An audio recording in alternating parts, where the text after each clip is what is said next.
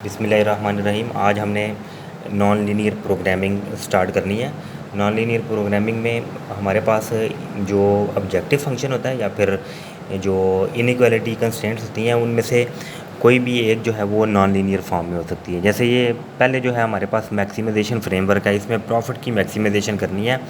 तो पाई the function of x1 x2 और xn तक है, और सब्जेक्ट टू कंस्ट्रेंट में g⁻1 x1 so on xn तक है, less than equal to r1 है।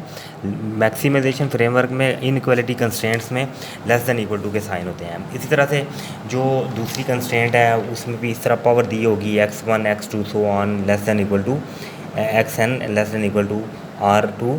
और इस तरह जो अगर हम इसको m तक ले जाएं तो g⁻m x1 से लेके xn तक variable less than equal to xm होगा। और थर्ड पार्ट जो है नॉन लीनियर प्रोग्रामिंग का क्या होता है कि इसमें हम वेरिएबल के ऊपर रेस्ट्रिक्शन लगाते हैं कि इनकी वैल्यूज़ पॉजिटिव होती हैं। सिमिलरली जो दूसरा मिनिमाइजेशन प्रोग्राम है उसके अंदर भी जो है ना कॉस्ट फंक्शन दिया हुआ है, और इस तरह से इनइक्वालिटी कंस्ट्रेंट्स ये दी हुई हैं, लेकिन उनमें साइन इधर जो है ना ग्रेटर देन इक्वल टू के होते हैं। और नॉन नेगेटिव रिस्ट्रिक्शन हम जो है वो लगाते हैं चॉइस वेरिएबल्स के ऊपर। इसका सबसे पहले सोल्यूशन के लिए ग्राफिकल मेथड है। ग्राफिकल मेथड में ये एक इक्वेशन दी हुई है जो कि नॉन लीनियर फॉर्म में है। c is equal to x1 - 4 whole square x2 - 4 whole square, और सब्जेक्ट टू में 2x1 + 3x2 is equal to 6 है, और -3x1 - 2x2 is greater than equal to -12 है। तो इसको हैंडल करने के लिए हम क्या करेंगे सब, और तीसरे नंबर पे थर्ड पार्ट जो है नॉन नेगेटिव रिस्ट्रिक्शन हम x1 x2 के ऊपर लगाते हैं।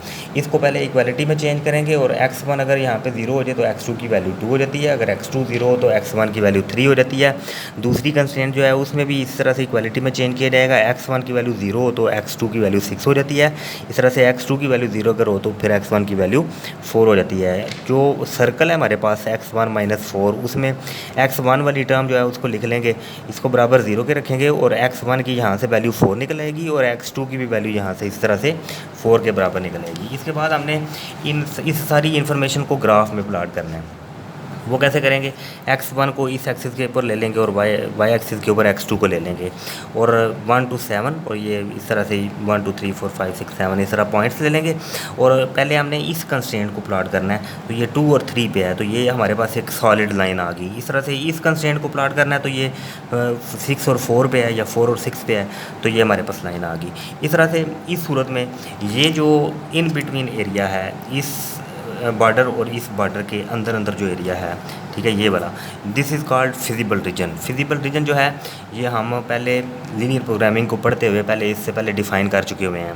तो अब हमने ये दोनों प्लॉट करने के बाद अब हमने जो ऑब्जेक्टिव फंक्शन है जो कि सर्कल की सूरत में है, उसकी जो हमने स्लोप फाइंड की हुई है, उसका जो हमने ओरिजिन फाइंड किया हुआ है, इसमें x1 की वैल्यू 4 है, x2 की भी वैल्यू 4 है, तो वो यहाँ पे होगा x1 और x2 की ये 4 और 4 वैल्यू, वो ये वाला पॉइंट है।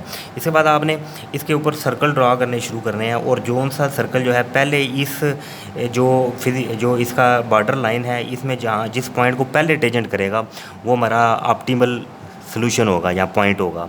इसमें x1 की वैल्यू 2.15 है और x2 की वैल्यू 2.77 है। तो ये वैल्यूज़ जो हैं इनको हम कैलकुलेट कर सकते हैं।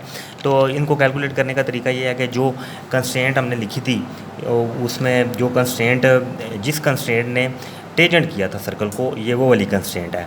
तो इसमें x2 के लिए इसको सॉल्व करेंगे तो ये इस तरह से आ जाएगा, x2 = 6 - 3/2 × x1। अब स्लोप ऑफ अब हमने वैल्यूज़ फाइंड करनी है, तो उसके लिए फार्मूला यूज़ करेंगे, slope of circle = slope of constraint. तो स्लोप ऑफ सर्कल फाइंड करने के लिए हम ये फार्मूला यूज़ करते हैं, माइनस कर लिया f/(x1) कर लिया f/(x2). तो इस तरह से ये इसकी स्लोप फाइंड करेंगे, हम इसके पार्शियल डेरिवेटिव्स पुट करेंगे, ये 2 2 से कैंसिल हो जाएगा, इन दोनों को आपस में बराबर रखेंगे, इसको क्रॉस मल्टीप्लाई करके सॉल्व करेंगे, तो इस तरह से हमारे पास ये वाली एक इक्वेशन आ जाएगी। इसको हमने अब इस वाली इक्वेशन के साथ साइमल्टेनियसली सॉल्व करना है, जिस इक्वेशन को सर्कल की स्लोप ने टेंजेंट किया था, तो ये वाली इक्वेशन है। इन दोनों को सॉल्व करेंगे साइमल्टेनियसली, तो इधर से x1 की वैल्यू जो है x2 की वैल्यू 36/13 आ जाएगी। x1 की वैल्यू फाइंड करनी है तो किसी एक इक्वेशन में इन दोनों में से पुट कर लें, जैसे हम साइमल्टेनियसली सॉल्व करते हैं, तो x1 की वैल्यू 2.77 आ जाएगी। उसके बाद नेक्स्ट जो है वो हमने ये करना है कि जो x1 और x2 की जो ऑप्टिमल वैल्यूज़ आई हैं उनको हमने ऑब्जेक्टिव फंक्शन में पुट कर देना है, जैसे ये यहाँ पे पुट की हैं। तो इस तरह से हमारे पास c की वैल्यू आ जाएगी, ये मिनिमम कास्ट होगी। नेक्स्ट उसके बाद प्रॉफिट मैक्सिमाइज़ करना है तो उसके लिए ये क्वेश्चन है जिसमें 2x1 + x2 के बराबर है। सब्जेक्ट 2 में ये इक्वेशंस दी हुई हैं और नॉन नेगेटिव सेक्शन लगाई गई है। पहली जो ये वाली कंस्ट्रेंट है इसमें यहाँ से अगर हम देखें तो x2 के लिए ये इक्वेशन जो है इक्वलिटी में चेंज करने के बाद x2 = 4x1 - x2 x1 square हो जाएगा। यहाँ पे x1 की डिफरेंट वैल्यूज अज्यूम करेंगे तो x2 की वैल्यूज आ जाएंगी। इस तरह से दूसरी कंस्ट्रेंट जो ये वाली है इसको भी इक्वलिटी में चेंज करेंगे तो इस सूरत में x1 अगर 0 यहाँ पे तो x2 की वैल्यू 4 आ जाएगी और अगर x2 0 हो तो x1 की वैल्यू 6 आ जाएगी। अब इन दोनों कंस्ट्रेंट्स को, एक ये वाली है और एक ये वाली है, इन दोनों को प्लॉट करना है।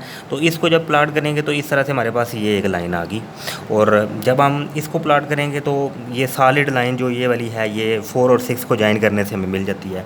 अब इस सूरत में दो तरह के फिजिबल रीजन है, एक फिजिबल रीजन ये है और एक फिजिबल रीजन ये है। इन दोनों में से किसी एक में जो है ना सोल्यूशन लाई करेगा। तो सोल्यूशन लाई करने के लिए हम ऑब्जेक्टिव फंक्शन जो है इसकी जो स्लोप है, इसकी जो ये वाला जो फंक्शन है प्रॉफिट वाला, इसकी पहले स्लोप फाइंड करेंगे। वो स्लोप जो है कैसे फाइंड करेंगे, ये इसको x2 के लिए सॉल्व किया, x2 = π - 2x1 होगा। dx2 और dx1 इसका डेरिवेटिव लेंगे तो -2 और 1 आ गया। ये जो -2 और 1 है, ये जो लाइंस ड्रॉ की गई हैं 2 और ये 1, तो इस तरह बिल्कुल यहाँ पे पैरेलल लाइंस ड्रॉ करते चले जाना है। और ये जो जितने भी एक्सट्रीम पॉइंट्स हैं, इन पॉइंट्स में से जिस पॉइंट को ये टेजेंट करे, क्योंकि इनके अलावा बाकी जितने भी पॉइंट्स हैं इसको ये वाली जो लाइंस हैं ये टेजेंट नहीं कर रही, इंटरसेक्ट कर रही हैं। तो यहाँ पे टेजेंसी पॉइंट आ रहा है जिधर x1 की वैल्यू 6 है और x2 की वैल्यू 0 है। वो वाली जो दो वैल्यूज़ हमने फाइंड की हैं x1 = 6 और x2 = 0, इनको ऑब्जेक्टिव फंक्शन में पुट करेंगे तो इस तरह से हमारे पास पाई की मैक्सिमम वैल्यू आ जाएगी। नेक्स्ट जो है लेक्चर में हम इसी नॉन लीनियर प्रोग्रामिंग से रिलेटेड फर्दर कॉन्सेप्ट्स को डिस्कस करेंगे। उस वक्त तक के लिए अल्लाह हाफ़िज़।